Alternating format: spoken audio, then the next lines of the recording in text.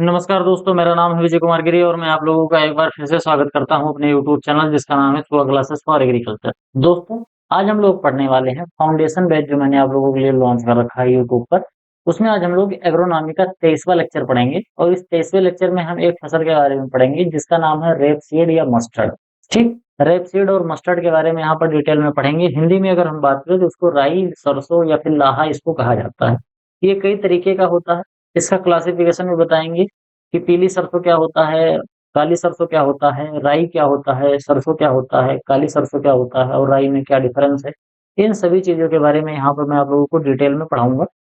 उससे पहले मैं आप लोगों को बता दूँ कि अल्टीमेट एग्रीकल्चर कोर्स जिसमें मैं आप लोगों को यहाँ पर इतने ढेर सारे सब्जेक्ट पढ़ाने वाला हूँ। अगर आप इस कोर्स को खरीदना चाहते हैं तो इस कोर्स को खरीदने के लिए इस क्यूआर कोड को स्कैन करके मात्र 1000 रुपए का पेमेंट करके इसको खरीद सकते हो। कोर्स के बारे में अगर ज़्यादा जानकारी आपको चाहिए तो मेरा व्हाट्सएप नंबर है 9792771793। मेरे इस व्हाट्सएप नंबर पर संपर्क करके कोर्स से रिलेटेड जो भी आपको जानकारी प्राप्त करनी है वो प्राप्त कर सकते हो। चलिए अपने टॉपिक पर वापस आते हैं। टॉपिक हमारा क्या है? टॉपिक हमारा है रेपसीड या फिर मस्टर्ड। इसके बोटेनिकल नेम की बात करते हैं। इसका जो बोटेनिकल नेम होता है वो क्या होता है? ब्रेसिका स्पीसीज होता है। तो ब्रेसिका जो है ये तो जीनस होता है और इसमें ढेर सारी स्पीसीज होती हैं। इनके बारे में यहाँ पर हम डिटेल में समझने वाले हैं। इसके अलावा अगर हम बात करें तो इसकी जो फैमिली होती है क्रूसीफेरी फैमिली से बिलोंग करता है। ये क्रूसीफेरी फैमिली या फिर इसी को ब्रेसिकेसी फैमिली भी बोलते हैं। तो चाहे आप क्रूसीफेरी फैमिली बोल दो या फिर ब्रेसिकेसी फैमिली बोल दो, दोनों बात एक ही होता है। ये जो ब्रेसिकेसी है ये पुराना नाम है, क्रूसीफेरी ये नया नाम होता है। और इसी में हमारा जो पात गोभी, फूल गोभी, गांठ गोभी, नॉल फूल, स्प्राउटिंग, ब्रोकली, ये तमाम तरीके के जो वेजिटेबल्स आती हैं, ये भी सभी क्रूसीफेरी में ही आती हैं। और इसके अलावा आप लोगों ने जो मूली देखा होगा तो मूली भी इसी क्रूसीफेरी फैमिली के अंतर्गत आता है। ओरिजिन प्लेस की बात करें तो रेपसीड और मस्टर्ड का जो ओरिजिन प्लेस माना जाता है वो चाइना माना जाता है। अगर आप यहाँ पर ध्यान से देखोगे तो ये हमारी नॉर्मल सरसों है और ये रेपसीड यानी कि ये राई वाली सरसों है। ध्यान से अगर आप देखोगे तो ये जो नॉर्मल मस्टर्ड होती है ये ज्यादा ब्लैक कलर की होती है, जबकि अगर आप रेप सीड को देखोगे तो ये यानी कि जो राई को देखोगे तो राई कैसा होता है? राई थोड़ा सा ब्राउन कलर का होता है। आपको इसके रंग में अंतर दिख रहा होगा। ये क्या है? ये हमारा राई है जिसको हम क्या बोलते हैं? इसी को रेप सीड बोलते हैं और ये हमारा नॉर्मल मस्टर्ड होता है। आई होप आपको ये दोनों देखने में अंतर समझ में आया होगा कि कैसे होता है। जो हमारा नॉर्मल मस्टर्ड होता है ये थोड़े से ब्लैक कलर का होता है और इसके अलावा इसमें एक पीला सरसों भी आता है। काली सरसों और पीली सरसों दो तरीके का होता है। तो यहाँ पर जैसे आपको काला दिख रहा है, एक आता है पीली सरसों, तो ये दोनों नॉर्मल मस्टर्ड होते हैं। वहीं अगर हम रेड सीड की बात करें तो ये थोड़े से ब्राउन कलर का होता है। ये बिल्कुल काला नहीं होता है। थोड़ा सा इसका रंग कैसा होता है? थोड़े से भूरे कलर का होता है। इसके अलावा अगर हम बात करें तो इसका जो इवोल्यूशन हुआ है यानी कि जो आज के समय पे हम ढेर सारी स्पीशीज देखते हैं ब्रेसिका की, उसमें कौन-कौन से हैं? जैसे हमारे पास ब्रेसिका ओलरेसिया है, ब्रेसिका कैम्पेस्टिस है, ब्रेसिका नाइग्रा है, इसके अलावा ब्रेसिका जुनेसिया है, ब्रेसिका नेपस है, ब्रेसिका कैरिनाटा है। तो ये डिफरेंट डिफरेंट टाइप की स्पीशीज डेवलप करी गई हैं। और ये जो स्पीशीज डेवलप हुई हैं, ये एक ही बार में डेवलप नहीं हुई हैं। इनको डेवलप करने में बहुत टाइम लगा है और बहुत ज़्यादा टाइम और बहुत ज़्यादा इस पर रिसर्च लगी है, जिससे चलकर आज हम इस समय जो देखते हैं अलग-अलग स्पीशीज ये हमको दिखाई देते हैं। जैसे ब्रेसिका जो नेपस है, ये ब्रेसिका कैम्पेस्ट्रिस और ब्रेसिका ओलेरेसिया के क्रॉस से बनाई गई है। और इसके अलावा जो ब्रेसिका कैरिनाटा है, ये ब्रेसिका नाइग्रा और ब्रेसिका ओलेरेसिया से के क्रॉस से बनाई गई है। वहीं ब्रेसिका जुनेसिया और ब्रेसिका जो नाइग्रा है, ये ब्रेसिका कैम्पेस्ट्रिस के क्रॉस से बनाई गई है। तो यहाँ पर आप देख रहे होंगे कि यहाँ पर जो भी ये क्रॉस किया जा रहा है, तो ये जो बन रहा है, ये अलग स्पीशीज जो बन रही है, इसमें 2 पेरेंट है। ठीक? यहाँ पर आप देखोगे तो 2 पेरेंट है, एक मेल होता है, एक फीमेल होता है। तो जो स्टार्टिंग में लिखा होता है, यानी कि आपको दिख रहा होगा ये वाला जो पार्ट है, ये सभी क्या होते हैं? ये सभी फीमेल पार्ट होते हैं। और ये दूसरा वाला क्या होता है? ये सभी मेल पार्ट होते हैं। अधिकतर ऐसा ही होता है, नियम इसी तरीके का होता है कि जो मेल होता है, उसको बाद में लिखो और फीमेल को पहले लिखो, अगर कहीं भी क्रॉस किया जा रहा है या क्रॉसिंग करके लिखा जा रहा है। अब हम इसमें बात करेंगे कि मेजर स्पीशीज कौन-कौन सी हैं और उनको नॉर्मली कौन-कौन से नाम से जाना जाता है। जैसे जो ब्रेसिका कैम्पेस्टिस है, इसको नॉर्मली सरसों के नाम से जानते हैं।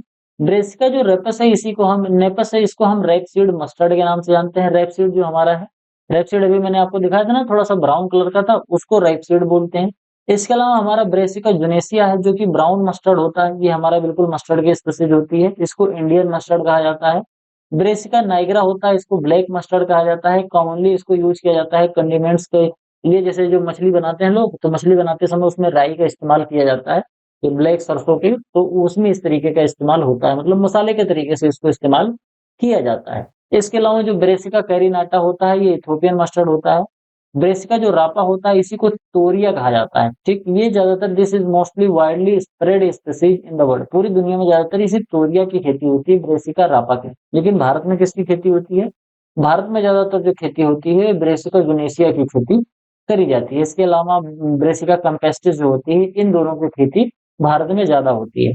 इसके अलावा जो अगर हम बात करें तो यूरिका सटाइवा होता है, जिसको तारामीरा कहते हैं, ये भी एक तरीके की सरसों ही होती है, तो इसको क्या कहते हैं? तारामीरा के नाम से इसको जाना जाता है। सोइंग टाइम और सीड रेट की बात करें तो इसका जो सोइंग टाइम होता है, क्योंकि जो हमारी मस्टर्ड होती है, मस्टर्ड एक तरीके की रबी सीजन की फसल होती है, इसको गेहूं के साथ ज्यादातर इंटरक्रॉपिंग में बोया जाता है। 9 से लेके 11:1 के अनुपात में इसमें मस्टर्ड और इसके अलावा गेहूं की खेती करी जाती है, अगर एक साथ करना होता है। अगर चने के साथ कर रहे हैं तो 4:1 के अनुपात में हम चने के साथ इसकी स्विंग करते हैं।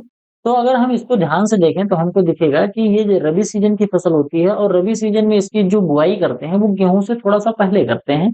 जैसे गेहूं की जो बुआई होती है वो 15 नवंबर के आसपास स्टार्ट होती है, लेकिन सरसों की जो बुआई है ये 3rd वीक ऑफ अक्टूबर से लेके 1st वीक ऑफ नवंबर तक होती है। अब बहुत लोग कंफ्यूज होंगे सब्जी की, गेहूं की बुआई के पहले इसकी बुआई कर देते हैं तो गेहूं के साथ इंटरक्रॉपिंग कैसे करते हैं?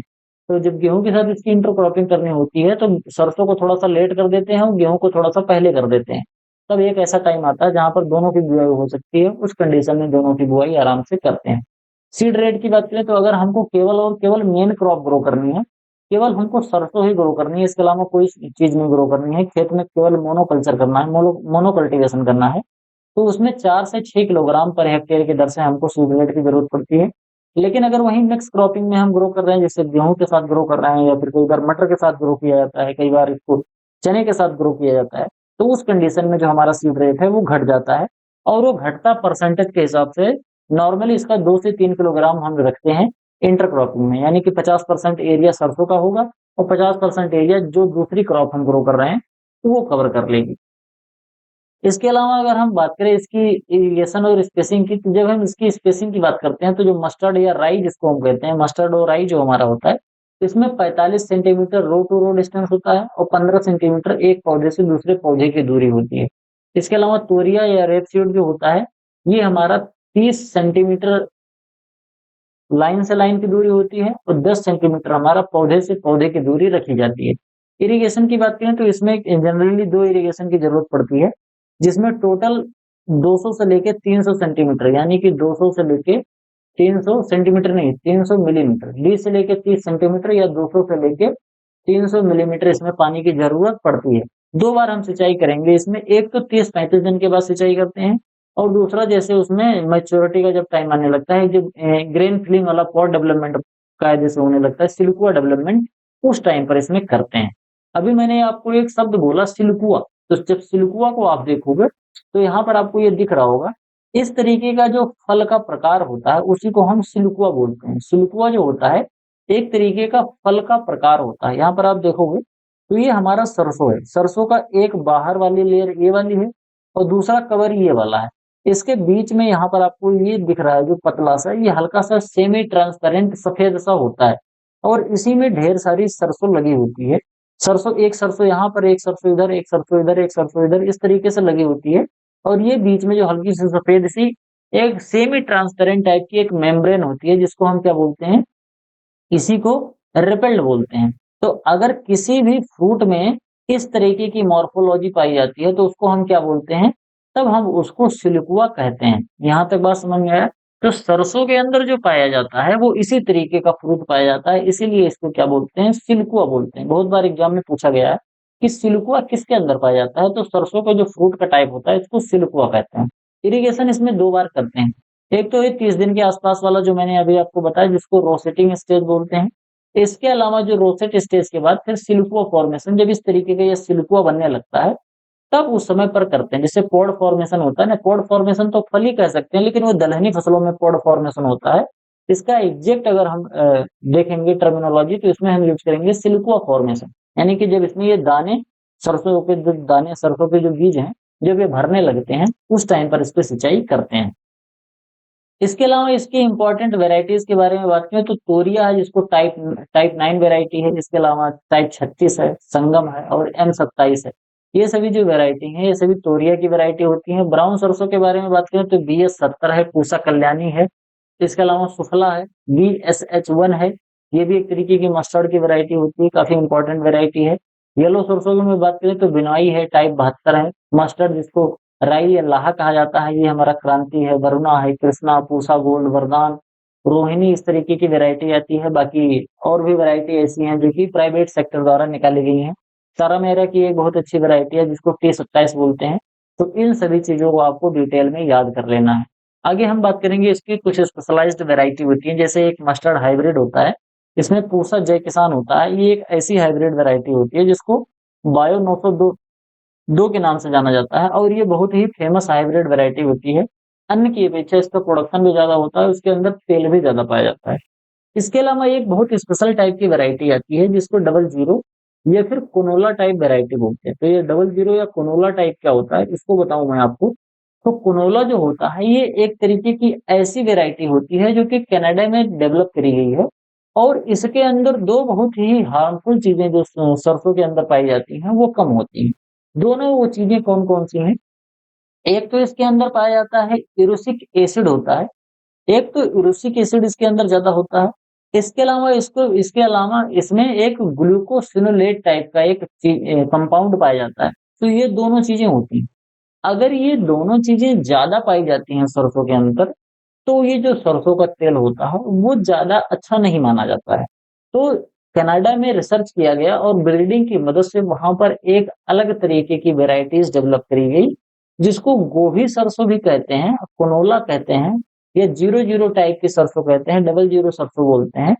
और इसका जो नाम है PGSH51, इस सरसों को डेवलप किया गया, जिसमें ये जो दोनों हार्मफुल कंपाउंड है ये नहीं पाए जाते हैं, चाहे वो यूरिक एसिड होता है और चाहे ये ग्लूकोसिनोलेट्स होता है। ये दोनों बहुत कम मात्रा में पाए जाते हैं या फिर नहीं पाए जाते हैं। तो इसकी वजह से जो ये वाली जो सरसों होती है थोड़ा सा ज्यादा हेल्दी पाई जाती है। बाकी यूरिक एसिड अगर ज्यादा होता है या फिर ग्लूकोसिनोलेट ज्यादा होता है, तो इसको बहुत लंबे समय तक कंज्यूम करने से जो हृदय रोग से संबंधित जो बीमारियां होती हैं, इनके होने का जो खतरा है वो काफी ज्यादा बढ़ जाता है। इसके अलावा अगर हम न्यूट्रेंट मैनेजमेंट की बात करें, तो जो हमारी मस्टर्ड की फसल होती है, इसमें जो जनरल जो रिकमेंडेशन होता है वो कितना होता है? ये होता है जनरल रिकमेंडेशन फॉर न्यूट्रिएंट, ये होता है 60/30/30/20/10। इसको ध्यान से समझना। 60 जो है, ये 60 अनुपात 30 अनुपात 30 अनुपात 20 अनुपात 10 जो है, इसमें 60 किलोग्राम तो इसमें हम नाइट्रोजन देते हैं।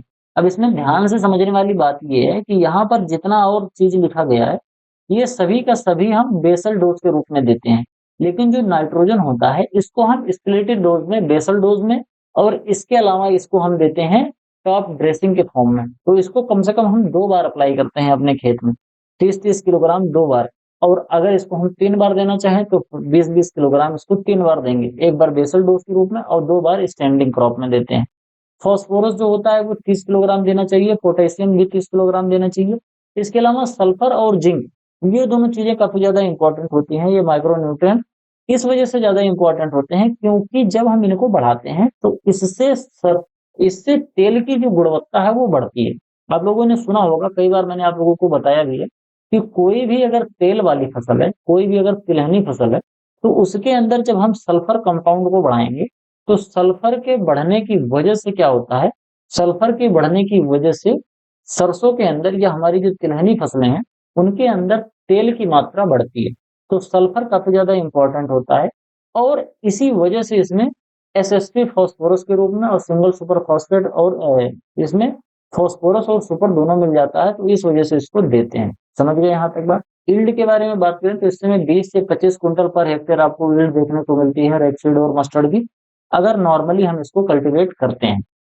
इसके अलावा अगर हम स्टोरेज और रिसर्च की बात करें तो ऑप्टिमम इसका जो मॉइस्चर होता है वो 8% से ज्यादा नहीं होना चाहिए, 8% से कम होना चाहिए। मैंने आप लोगों को कई बार बताया है कि जो मैक्सिमम जो होता है इसका जो स्टोरेज टेम्परेचर वो कितना रखना चाहिए, स्टोरेज जो मॉइस्चर है वो कितना रखना चाहिए? 5% के आसपास रखना चाहिए। अगर इस 8% से ज़्यादा हो जाएगा, तो अगर 8% से ज़्यादा मॉइस्चर हो गया और हमने स्टोर करके सरसों को रख दिया, तो उस कंडीशन में क्या होगा कि सरसों के जो तेल की क्वालिटी है, वो तेल की क्वालिटी खराब हो जाएगी। तो इसीलिए अगर हमको सरसों को स्टोर करके रखना है, तो हमको ये इंश्योर करना चाहिए कि 8% से कम ही मॉइस्चर हो, 5% के आसपास मॉइस्चर सबसे ज़्यादा उचित माना जाता है। 8% से अगर ज़्यादा है, तो वो बिल्कुल ही गड़बड़ हो जाएगा। अगर उसको आप रखोगे तो इसमें फंगस लगने के खतरा बढ़ जाता है और अगर फंगस लग गया तो जो तेल की क्वालिटी है वो खराब हो जाती है।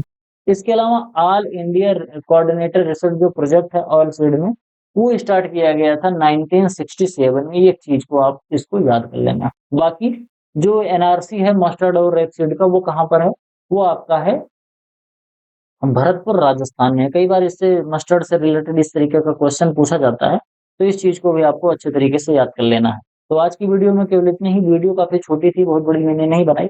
इसके अलावा आपको वीडियो पसंद आया होगा, तो वीडियो अगर पसंद आया हो तो वीडियो को लाइक करिए, आपके जो सुझाव हैं कमेंट बॉक्स में ज़रूर लिखिए, चैनल को सब्सक्राइब कीजिए, दोस्तों के साथ ज़्यादा से ज़्यादा शेयर कीजिए। बाकी हमारा पेड कोर्स अगर खरीदना चाहते हैं तो व्हाट्सएप पर हमसे संपर्क कीजिए। मिलते हैं किसी दूसरी वीडियो में, तब तक के लिए इजाज़त दीजिए। धन्यवाद।